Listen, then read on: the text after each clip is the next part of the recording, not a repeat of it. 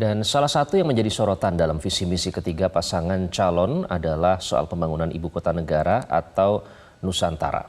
IKN menjadi pekerjaan rumah yang akan diwariskan Joko Widodo kepada para penerusnya.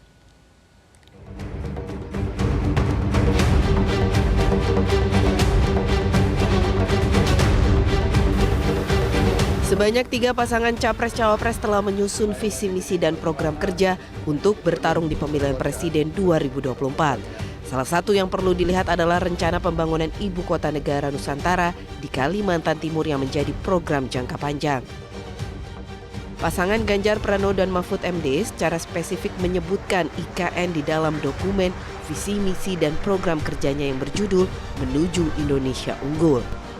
Dalam dokumen setebal 62 halaman saat diserahkan ke KPU 19 Oktober 2023 lalu, visi itu dituangkan dalam 8 misi. Salah satunya mempercepat pembangunan ekonomi berdikari berbasis pengetahuan dan nilai tambah. Misi itu diturunkan lagi menjadi beberapa program. Salah satunya adalah percepatan penyelesaian ibu kota negara Nusantara di Kalimantan. Ganjar pun sebelumnya diketahui sempat beberapa kali mengungkapkan pendapatnya soal proyek IKN yang menjadi gagasan Presiden Joko Widodo. Salah satunya ketika ia berbicara di Rakernas Apeksi di Makassar pada 13 Juli 2023. Ganjar mengatakan pemindahan ibu kota dari Jakarta di Pulau Jawa ke Nusantara di Kalimantan akan mewujudkan mimpi Indonesia di masa depan. Maka kenapa kok Pak Presiden memindahkan ibu kotanya ke wilayah Kalimantan? Itu bukan memindahkan tempat loh, itu memindahkan mindset. Itu mewujudkan mimpi Indonesia ke depan yang jauh. Jadi tidak hanya fisik saja. Nanti ada perilaku, ya, ada cerita tadi ekonomi hijau, ekonomi biru, itu sekarang lagi dalam desain besar yang ada di sana. Harapannya biasanya kalau gulanya ditaruh di situ semuanya akan datang.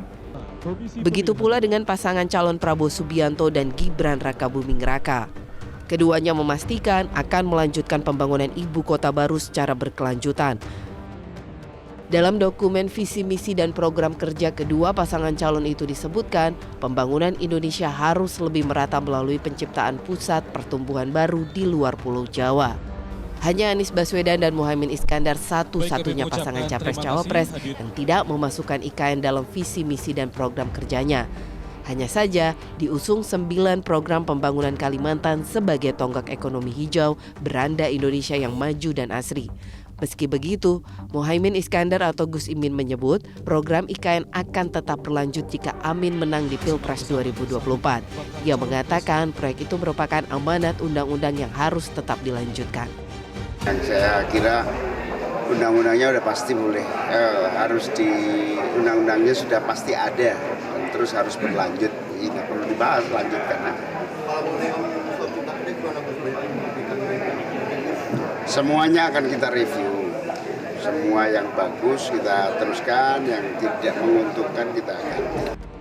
Saat ini pembangunan mega proyek Ibu Kota Nusantara terus dikebut seiring berakhirnya masa kepemimpinan Presiden Joko Widodo pada 2024. Biaya pembangunan IKN berasal dari 3 sumber, yakni APBN sebesar 93,5 triliun, kerjasama pemerintah dan badan usaha atau KPBU 265,2 triliun, serta pembiayaan dari pihak swasta 127,3 triliun.